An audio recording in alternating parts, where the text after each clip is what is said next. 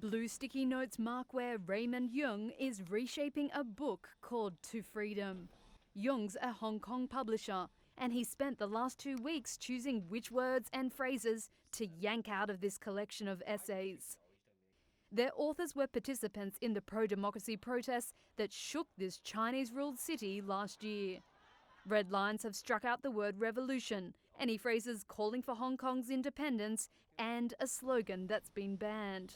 Hong Kong's once unbridled and prolific independent publishers are now censoring themselves in the face of China's new national security law for the city. The law makes the broadly defined crimes of secession, subversion, terrorism, and collusion with foreign forces punishable by up to life in prison.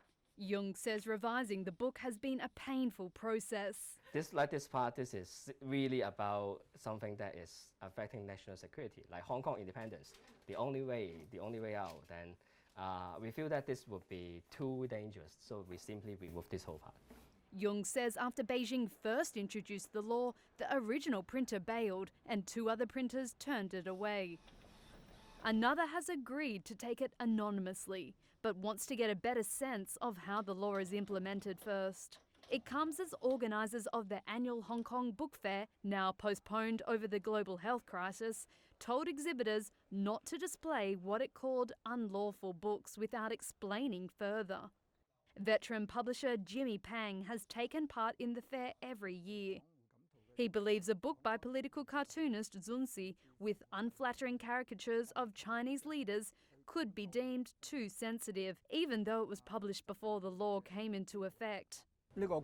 Immediately after the legislation of the national security law, there are situations including many publishing houses or writers having to stop writing or publishing finished books, and there is no printing house willing to print them. Even if there is a printing house that would help them print, there might not be a distributor to help them distribute it. Even if there is a distributor, there might be no bookstore willing to put the books on their shelves.